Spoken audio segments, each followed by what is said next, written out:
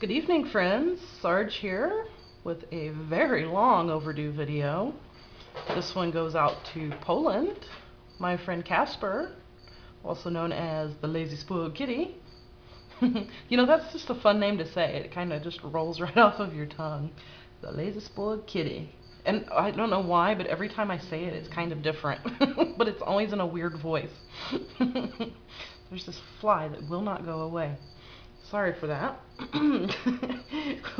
Wouldn't be a real video if there wasn't something weird. Anyways, I want to talk about the TLSK Micro Survivor. This is a little gem that Casper crafted up all by himself, and he did a very fine job at it, I have to say.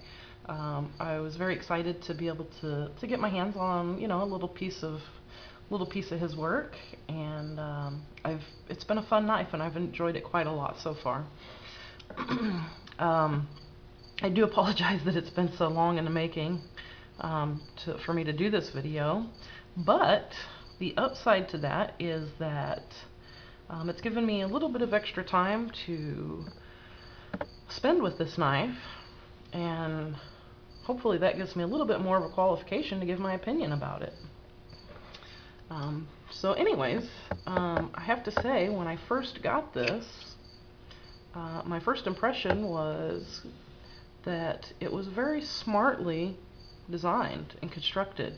I love the leaf-shaped blade here, and I also really like the overall design, particularly the way that you fashioned the finger choil here, and you kind of flared out the handle, which is actually very nice, very comfortable when you hold it in your hand. And that little bit of a flare, if for some reason the blade were to try to come forward, it just really kind of arrests that forward motion that would be there. Just locks it in very comfortably in the hand. I like it quite a lot. The edges are not, they're not rounded, but they're not sharp. They don't dig or cut in. You can press on them very hard, and it's still relatively comfortable to hang on to. So very good attention to the details right there. I am not sure what in the world kind of a steel that this is made from, or where you got it, but it's a very thick, very sturdy little blade. Can't complain about that at all. I don't have any reason to think that it's gonna break on me, that's for sure. I have to admit, when I got it, it really wasn't all that sharp, but like I said, I'm not really sure what kind of a steel that this is, but it didn't take much to sharpen it up, and it seems to hold an edge pretty darn good, believe it or not.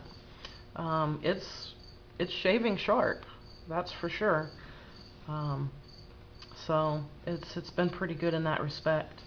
One thing that I really find quite interesting is the way that you did the finish on here. It has this kind of old rustic, not necessarily rusted out look, but it's just it's a very kind of rough texture. And when it gets polished, you can see that these really interesting shapes came out, kind of like a leopard or something like that. Not quite geometrical shapes, but they're very interesting. And I'm kind of interested to know exactly what you used to create that finish on there. And like I said, it's very interesting that when it polished up that it created those little shapes. Or maybe you did that separately, I don't know. But either way, it looks pretty cool. One thing I do have to add is, and you as the artist already know this, I'm sure, and if you could do it over again, I know that you would. But you wanted honest critique, and I'm here to give it. As you notice, on this side, this more rustic looking finish kind of comes up towards the top of the blade, and it gives a very nice look. However, on this side, not quite the same. You can see that that it got polished a little bit further up. And believe it or not, this actually creates a little bit of texture when you're gripping it. You can feel it pretty clearly when you rub it like this, and when you hold it even. And it lacks on that side. So, you know, just a little detail. It's one of those things that you live and you learn, and I'm sure that's a mistake that you may not make again. Like I said, I'm sure if you could go back and not polish it up so high, you probably would have done that. Anyways, goodness, you know, the sheath. As you said, it's not anything very glamorous, and I didn't expect it to be. I wouldn't call it crude by any means, but you know, it does its job. One thing is for sure, that it is extremely good retention in there. This thing will not come out whatsoever, you know, not on its own anyways. In fact, it's got so much retention that I don't know if my camera will pick it up or not, but it's actually worn a little bit of a scratch onto the blade there from me drawing it in and out. Not anything that I'm worried about. This is kind of, it's not necessarily a beater knife, but it's a user knife. You know, it's been very durable. It's held up to, you know, it's not a huge blade, of course, but it's held up to, you know, all the easy little tasks, you know, cutting out some the strings on hay bales, and you know, little stuff like that. It's definitely well suited for little jobs that way. Anyways, some of the modifications that I made is on the sheath, I just went and kind of smoothed off the edges here, around here, because they were a little bit sharp. No big deal, but that's one thing that I did. And also, as you can see, when you sent it to me, it just had a plain blue lanyard with a knot on the end down here, and I went ahead and kind of expanded on that and changed it up, because when you throw it in your hand, like I said, I've got kind of long fingers and a big hand. It gives those extra 2 fingers just a little something extra to grip onto, and it makes a huge difference, believe it or not. Feels really nice, and it fills it out pretty well. So those are just a couple of little changes that I made to your work.